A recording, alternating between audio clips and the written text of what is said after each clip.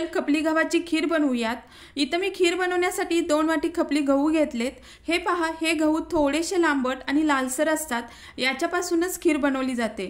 तसेच खीर खायचीच आहे आणि खपली गहू नाहीच भेटले तर तुम्ही रोजच्या चपातीला जे गहू वापरता त्या गव्हापासून ही खीर बनवू शकता।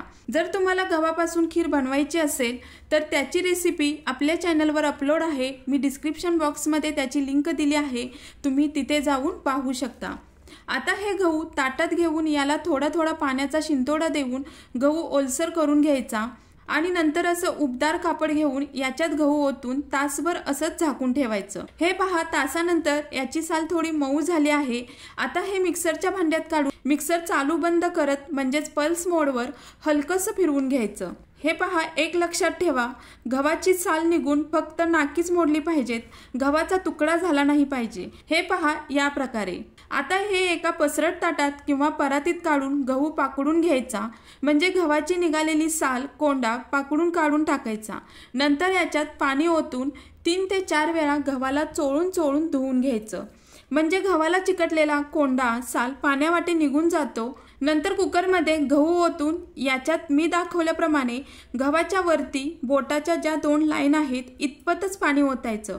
याच्यात अर्धा चमचा मीठ, पाव चमचा तेल घालून मीडियम फ्लेमवरती कुकरला 5 शिट्ट्या होऊन द्यायच्या।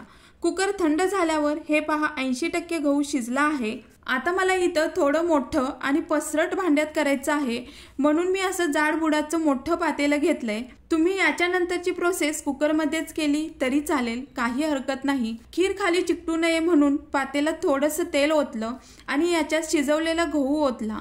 वरून अर्धा तांब्या म्हणजे 2 वाटी इतपत गरम पाणी ओतायचं आणि चांगलं एकजीव करून घ्यायचं। नंतर याच्यात 2 वाटी इतपत किसलेला गूळ किंवा तुमच्या गोडीनुसार गूळ घाला, भाजलेली खसखस। आता इथं मी बडीशोप भाजतानाच वेलची जायफळ घालून याची पूड बनवून घातली। नंतर सुंठ पावडर घालून चांगलं एकजीव करायचं आणि झाकण लावून खीर गुळामध्ये चांगली मऊसूत शिजवून घ्यायची आहे। हे पहा, मध्ये मध्ये झाकण उघडून चमच्याच्या साहाय्याने खीर घोटून घोटून हलवून मऊसूत शिजवून घ्या। नंतर गुळाचं पाणी आटून खीर मऊसूत शिजली आहे। आता तडका पॅन मध्ये 4 चमचे तूप वितळवून बदाम काजूचे तुकडे सोनेरी होईपर्यंत तळून खिरीत ओतलं। नंतर याच्यातच खोबऱ्याचे काप तुपात तळून खिरीत ओतून चांगलं एकजीव करून घेतलं।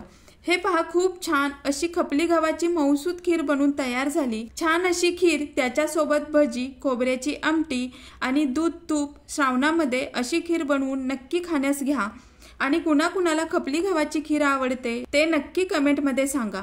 आणि हा व्हिडिओ जास्तीत जास्त तुमच्या मित्रमैत्रिणींसोबत शेअर करा आणि अशाच नवनवीन रेसिपीजमध्ये पुन्हा भेटू। तोपर्यंत मस्त खा, स्वस्त रहा। धन्यवाद।